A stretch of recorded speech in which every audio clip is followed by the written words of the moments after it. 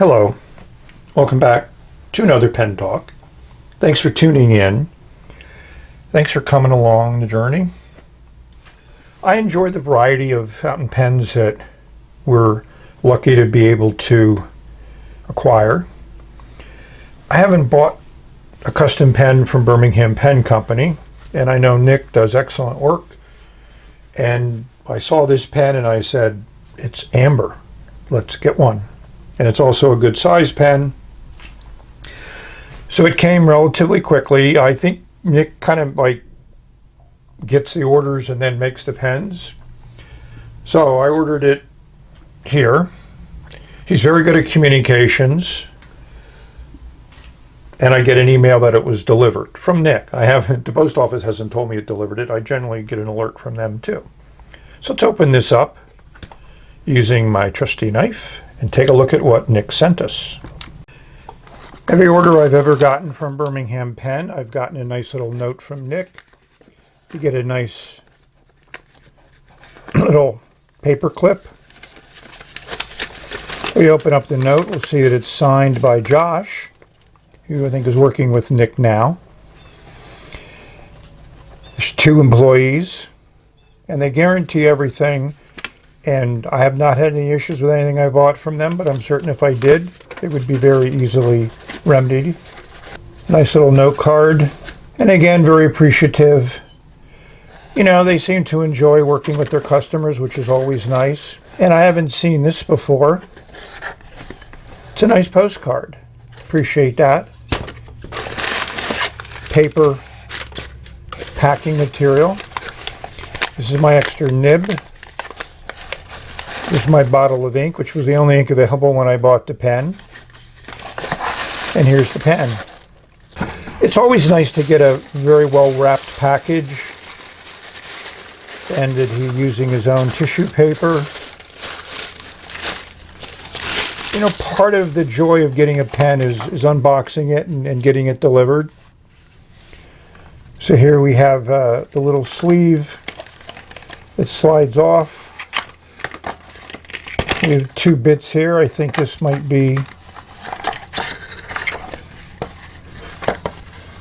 another card, an ink blotter type card. We got a serial number, an endorsement, inspected by, so that's nice. And here's the pen. Whoa. We slide it out and we go, whoa. This is a finish I've seen in similar ways from Edison. Not a finish I've seen on many of the Chinese pens, but first thing you notice right away is this pen feels great in the hand. That polish is just excellent. Let's throw some extra light on it.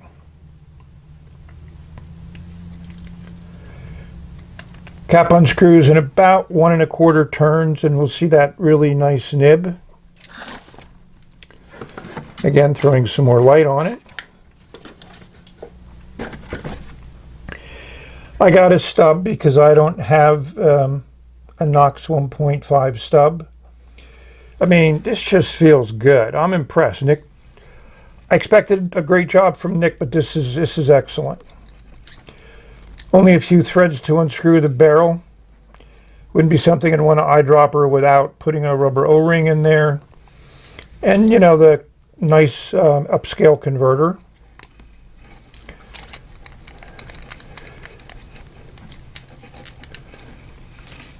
This just feels good. And it posts securely. That's a pretty big size cap, so you feel the weight change, but it's still pretty well balanced in the hand. So I'm going to flush it out. We'll look at it in more detail, but just wanted to give you that first impressions of the unboxing. I'm impressed. I'm happy. Each Birmingham pen is uniquely identified with a serial number, which is engraved in nice small letters on the barrel. Not the cleanest engraving that I've seen. Nice that that serial number is unique. This is not an ink that I normally would use, but again, it was the only one available when I bought the pen. There's some other inks now available on the site. I may put this in the pen with that nice wide, I expect to be wet nib.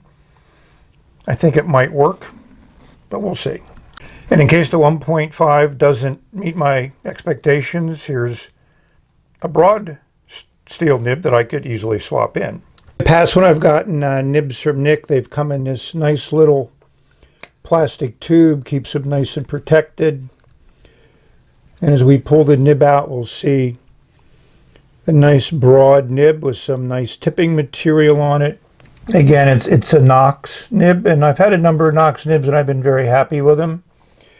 So this nib I will also clean with some soapy water before I would ever use it.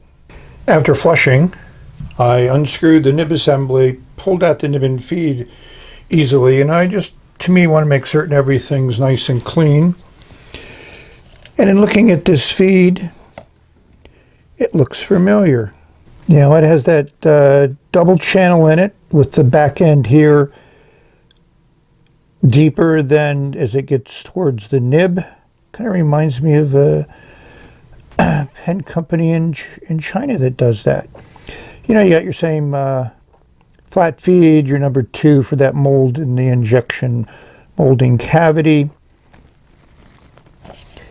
The other thing that's nice is inside there is a nice little nipple, and the converter fits very nicely in there, which is kind of a Knox Schmidt design that they use quite a bit.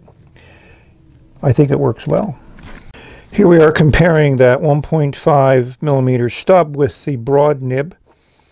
So I have two great nibs that I could use in this pen. I have to admit that I think the gold tone nib goes better with the Jurassic amber resin than the silver nib. Let's see how they write. So let's see how big this 6th Avenue pen is. We see it in relationship to a Pelikan M800 and a Pilot Metropolitan. It's a big pen, both in length and girth. Let's see how the sections compare. Posted, the 6th Avenue still dominates this group of pens. It's a big pen. Focusing in on the nib and section, the Knox nib size-wise holds its own with the Pelikan, but of course this is a two-tone 18-karat gold nib. This is a nice designed section. You have a lot of places that you can put your fingers. And these threads aren't sharp, and there is a step up, but you don't really feel it. The Pelikan has a relatively small section, also with a concave element to it. And you can also hold this anywhere. And the Pilot Metropolitan is just tiny with its small nib. And this step up is not something I'm as comfortable with as I am holding these other pens. So this really restricts you to a fairly small section to hold. Of these three, I think the 6th Avenue is the more pleasant one to hold when you're writing. So you may ask, what pen would I compare this to if I wanted to compare different types of similar resins? And I pulled out this Bexley Americana Yellowstone pen. Kind of in that same vein, but this definitely has a more orange, darker orange tint to it, and this is definitely more in the yellow category. The Bexley also has more of a cracked ice pattern to it. Both of these resins are attractive and nice, but Jurassic pen definitely is a much more interesting resin from my perspective. So this Bexley Americana, I was at a pen show a number of years ago, and a gentleman had a whole tray full of these, and they were, I think, $60 each, so of course I grabbed one. I did a review on this. I'll put a link to it in my video description if you wanted to see what my thoughts were on the Bexley. They both post, but the 6th Avenue pens certainly post longer. Let's look at the nib-in section. So one thing that distinguishes the Bexley from the Birmingham pen is this is a faceted barrel and faceted cap. It adds a little bit of a different dimensional look to it. The sections actually have a little bit more in common than what you might expect, but they certainly are indicative of different approaches to designing a section and threads, if you have a threaded cap. This is a more traditional section here, and the distance of from the threads to the section is pretty standard, and it's certainly not as big as the pen would make you believe that it would have, whereas the 6th Avenue has a much longer section here that's usable. The threads are fairly a good distance away from the nib, and this is definitely much girthier a section, and to me a more comfortable section to use when writing. Both of them have number 6 nibs. This is a branded, it could be a Knox nib. It looks very close, and of course this has that 1.5 Knox nib. It would be remiss of me not to compare two amber pens. This is the Pen BBS 355 in amber as a cat finish, and of course the Birmingham in the Jurassic finish. Two completely different approaches to amber. The cracked ice version versus the swirly version. And if you look at amber stones, they run the gambit from almost being totally pale yellow to being fairly occluded with a bunch of stuff in them. Could be insects, could be other petrified stuff that's inside of the petrified tree sap. But I can understand how both of these have their appeal. To me, you know, amber is a great finish, and a lot of people have fallen in love with it, and it's certainly one of the higher end finishes and seems to sell out very quickly on Pen BBS. But I think this definitely gives it a run for its money, and I particularly like this pen, and I like the finish. If I had to choose between the two, sorry Pen BBS, I'm going with the Birmingham pen. So this ink called out to me. I've used it a fair bit of times, and I've always enjoyed it. I like the fact that it does nice shading, and it has almost zero water resistance. But it's a nice golden color to go with Jurassic amber. The chromatography is interesting. So we have reds, yellows, and greens. Kind of an interesting color combination to create the gold color. And this is after I let it dry. And there's the red is just a little bit of staying, but it pushes up, and basically, like I said, no water resistance there. But I do like it when I write with it on paper. So now we're ready for the all-important how does it write. This pen feels great in the hand. So I've been kind of into the tactile sensation of a pen, which to me I react to immediately. As soon as I put a new pen in my hand, I either say it's really great or so-so, or I don't like it. The cat comes off with a relatively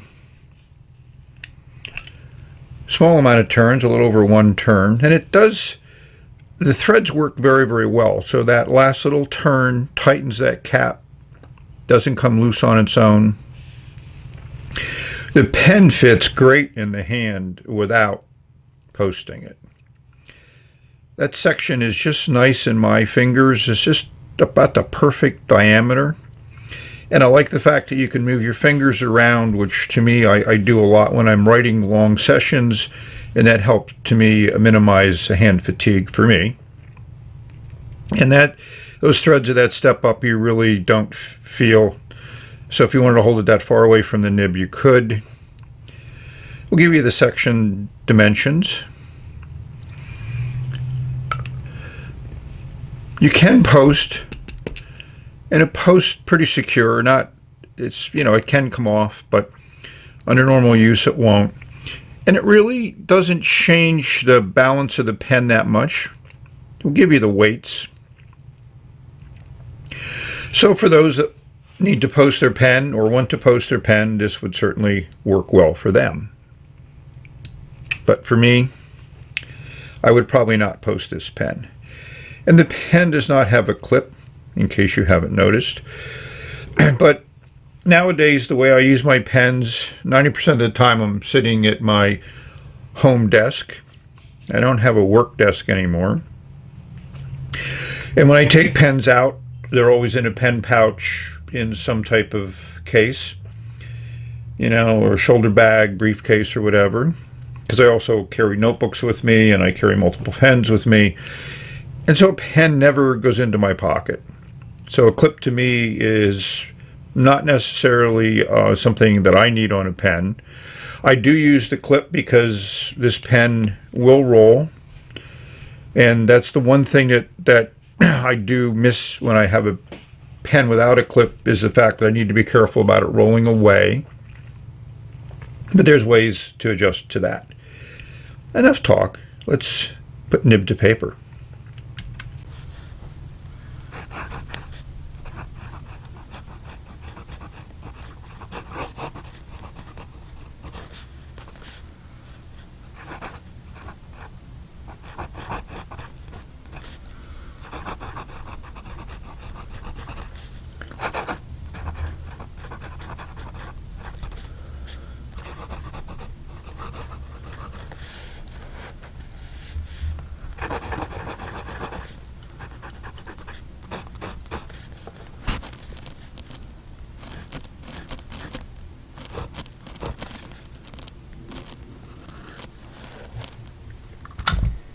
Well, I switched over to my other mic that I'll be using when I do my writing samples, which is what I used before.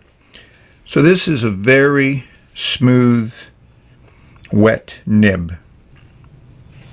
I'm very happy with it, extremely happy with it. Where have you been all my life? The nib has a little bit of bounce to it, which I did not expect.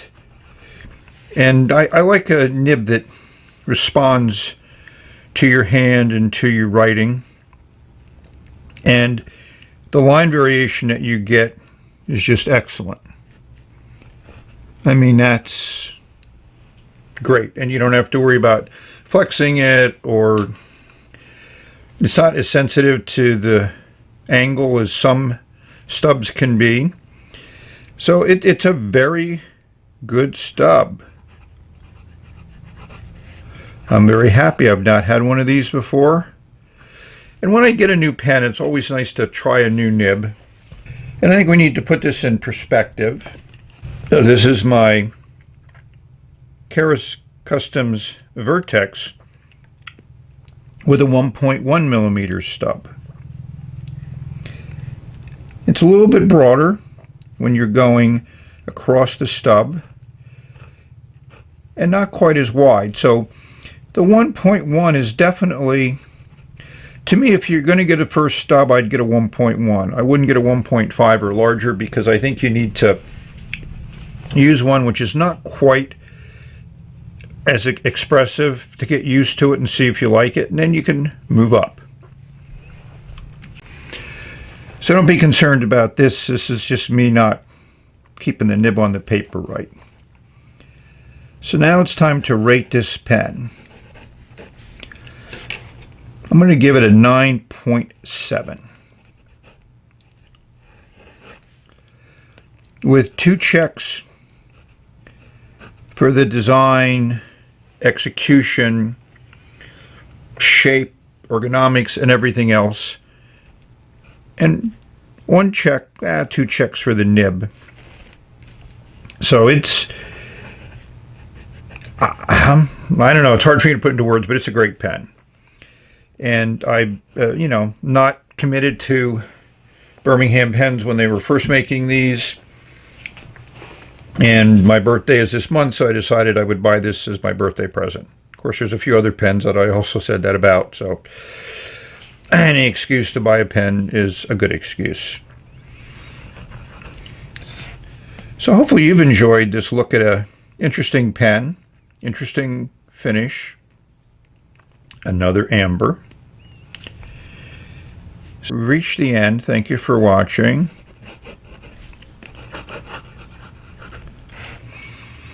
And may you have many great writing experiences. May you explore this incredible world of nibs that we have an opportunity to put ink on paper with. course, that's the ultimate goal of all of these things that we do, at least from my perspective. Share some thoughts, write some letters, write a note to all the people that help you out in your life, and I'm certain they would all love to get a nice little handwritten note from you. That's what pens are for. So we reached the end of this video, and we're going to say bye for now. We're going to say bye for now. I think this has run out of ink. That's my impression. I've written with it quite a bit since I first inked it up because I really enjoy it. So that's what it looks like when it's running out of ink. So enjoy your pens, enjoy your life, have fun, stay safe, stay healthy, stay happy. Bye for now. I need to redo that. So after re-inking, we're back to what we expect for this pen. And over the camera is just hard to keep that angle. Without the nib on the paper right, it's not going to write right. Bye again.